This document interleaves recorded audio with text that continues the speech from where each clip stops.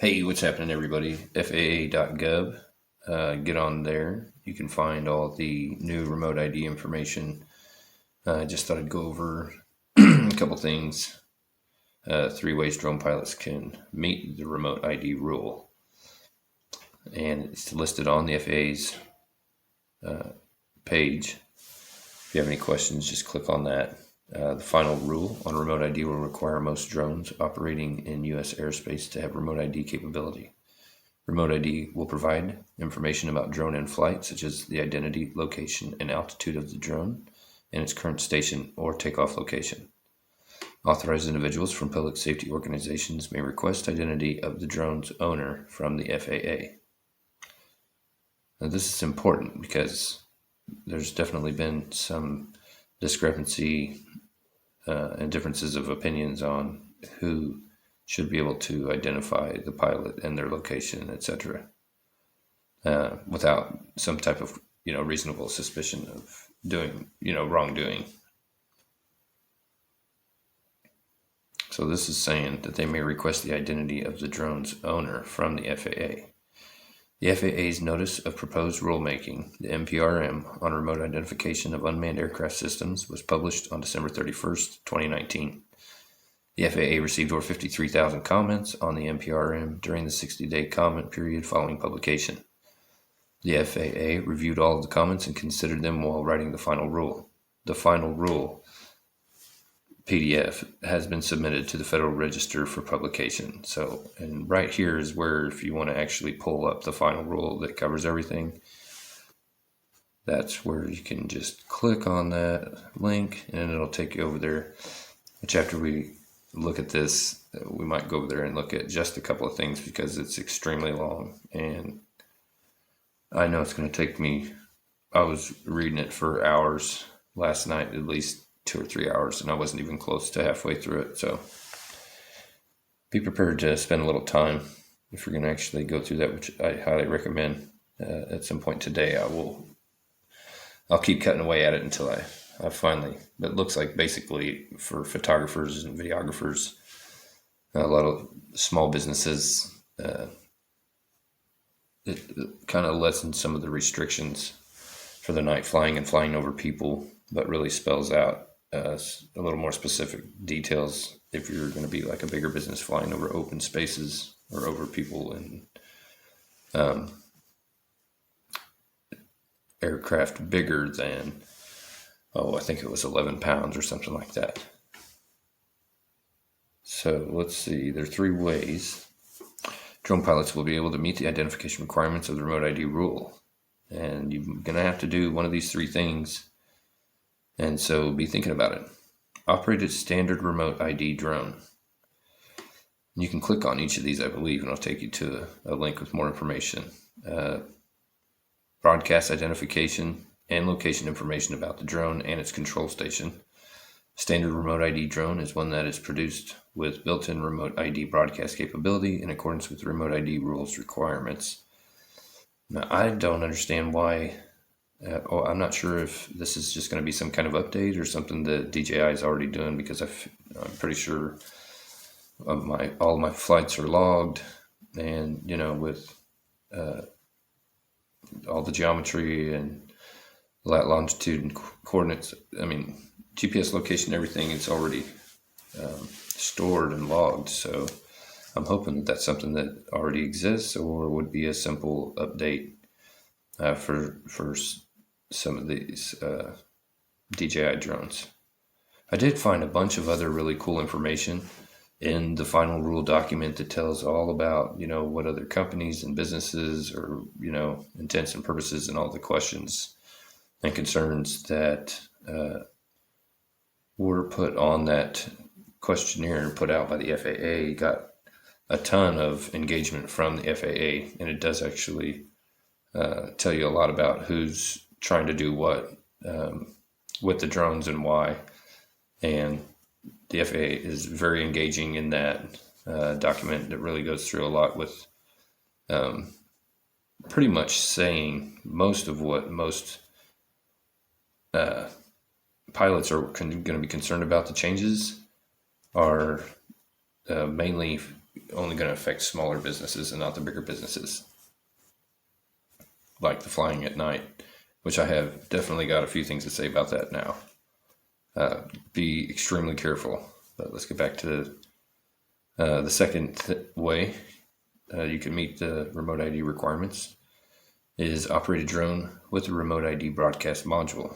So the first one, you're going to have the broadcast ID location built in, or you can get a module. Broadcast module is a device that broadcasts identification and location information about the drone and its takeoff location in accordance with the remote ID rules requirements. Broadcast module can be added to a drone to retrofit it with remote ID capability. Persons operating a drone with a remote ID broadcast module must be able to see their drone at all times during flight. So just because you have the remote ID on a broadcast module doesn't mean that you can avoid visual line of sight. So you're still pretty much under all circumstances, unless you're an extremely big company with an extremely detailed flight plan and risk mitigation, and I mean tons of stuff. And that's where I think some of the bigger portion of that ruling covers a lot of those details on a lot of stuff that isn't going to apply to a lot of the everyday, videographer and photographer. Broadcast module can be added to the drone retrofit. Yeah, persons operating a drone with remote ID broadcast must be able to see at all times. Right. The third way. So, one, you got to have a drone with a remote ID built in, which is going to change and affect manufacturing. Two, operate a drone with a remote ID broadcast module, which would be really cool if you could if you're not able to just do an update or something like that, put a little module on there, just kind of like a anti-collision lighting bloom cube. They've got that 3M Velcro connector, which is really cool. It sticks really well. It'd be cool if you just pop something on there so that, because people obviously have thousands and thousands of dollars invested in their equipment.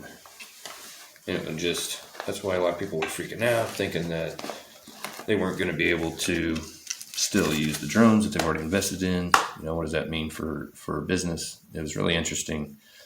Even there was a lot of engagement with China, lots of big businesses.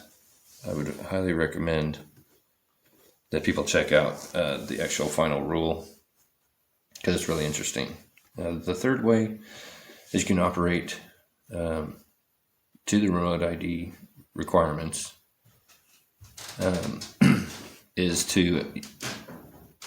you can actually operate it without the remote ID equipment, but you have to be at an FAA recognized identification area, fly fields where you probably have to have some type of AMA membership or something like that, sponsored by community-based organizations or educational institutions. FRIAs are the only locations unmanned aircraft, drones, and radio-controlled airplanes may operate without broadcasting remote ID message elements. So it's kind of a big deal. It really changes really a lot of safety for a lot of people and a lot of accountability, which is really a good thing. Have the capability drone remote. There's a little graph that shows. A lot of people have a lot of concerns, and if you go into there, you'll really see the breakdown. The FAA really addresses a lot of legitimate concerns that commenters made. So it's interesting to see that interaction. And it's really nice to know that the FAA has been open and allowed the people that it affects the most and whose lives are impacted actually be a part of the process of, creating the standards and the restrictions.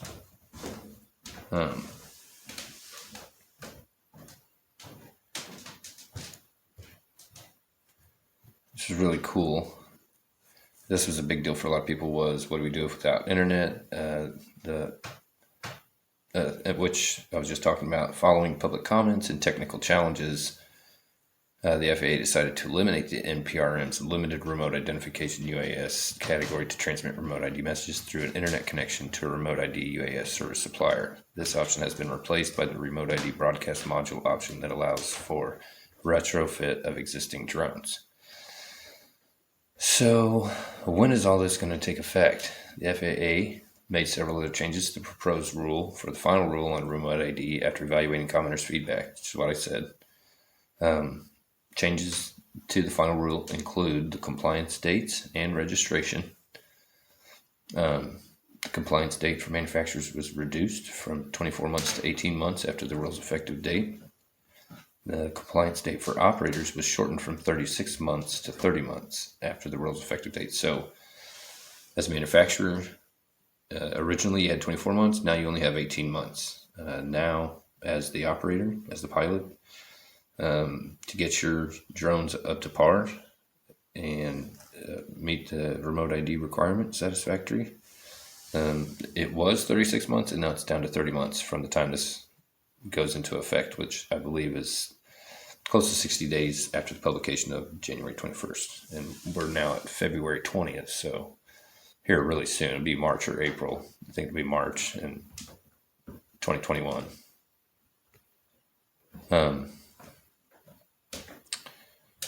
The remote ID, here's just some of the final rules, the performance requirements. It looks like you can pretty much use the same drone that you were using before. There's certain types of special licenses that you can get for certain types of things, but you'll know what it is you're working on if you get to that point. But this is where it's at, and that's really the main things that people were concerned about, was being able to fly without the internet, and are they still going to be able to use, the drones that they already have, and when is this stuff going to actually be implemented and go into effect. So all drones, and which drones have to comply with this? All drones. All drone pilots required to register their UAS must operate their aircraft in accordance with the final rule on remote ID beginning 30 months after the rule's effective date, which give drone owners sufficient time to upgrade their aircraft. So we'll have to find out soon if anybody knows what's going on with that, they can drop a comment and let me know, because I would truly love to know on that. Right now it's saying what, people have been really concerned, what kind of my information is going to be broadcast. And so, whether using standard remote ID drone or a remote ID broadcast module, the message elements must be broadcast from takeoff to shutdown. So it has to be constantly broadcasting it from the time it takes off. A standard remote ID drone or a drone with remote ID broadcast module must transmit the following message elements: a unique identifier for the drone, maybe a name or the registration number, the drone's latitude, longitude, geometric altitude, and velocity, an indication of the latitude, longitude, and geometric attitude of control station,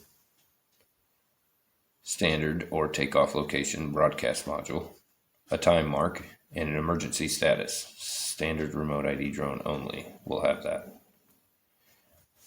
And then here it has a section you can go over to the remote ID for drone pilots page for more details on that. The effective dates.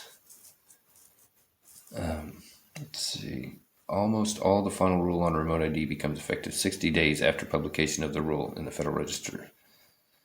The subpart covering the process for FRIA applications from community-based organizations and educational institutions becomes effective 60 days and 18 months after publication of the rule in the Federal Register. Here are the dates to note. 18 months after the rule's effective date, drone manufacturers must comply with the final rule's requirement for them.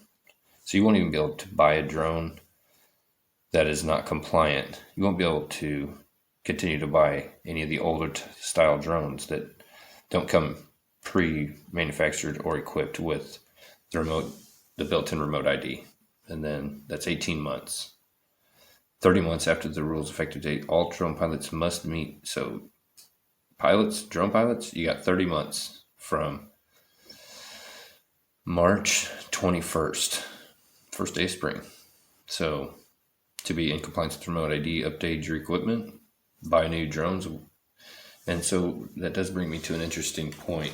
One of the really cool things in the final rule that it shows you, and then it has some other resources and stuff down here, but one of the other cool things that it does show you is like who all's trying to get on that, who's trying to do business, and for what reason. And it spells a lot of that out, and that really needs to be a whole nother video because this one's already 15 minutes. But it tells you the names. It shows you, gives you the breakdown on the amount of money that's going to be saved. There's actually going to be some changes to renewing your training. They're going to do away with testing on the re-exam on the Part 107 recurrent will now just become a training online. But I still haven't been able to find that because mine's coming up here in April of 2021. So I knew I was going to have to start buckling down and getting all this figured out. So that's why I'm trying to do my diligence, plan ahead. And but yeah, they show like different manufacturers where, you know, who's using the most drones, what are the top 5, top 6 drone manufacturers, what countries they're from, you know. So this is an international type of technology and like governmental, you know, affair. So the FAA don't mess around. But that's pretty much my video on the new remote ID. If you want to know more about the final rule, you can check out my other video. I'll make one on that here pretty soon. Kind of go over some of the cool, fun stuff that I was talking about, like and the cool thing is it's a free recurrent training for the Part 107, so there'll be no cost to that pilot for that. So appreciate you watching my video. If you like these videos, click that subscribe and like button and ring the bell for notifications. And don't forget to watch the other video on the final rule. It's kind of a remote ID final rule, but it also kind of encompasses a few updated revisions to the Part 107 through this whole process. So there's a ton of stuff, ton of information, ton of data that you need to get in there and read that's very useful. So check out that video, and we'll see you on the flip.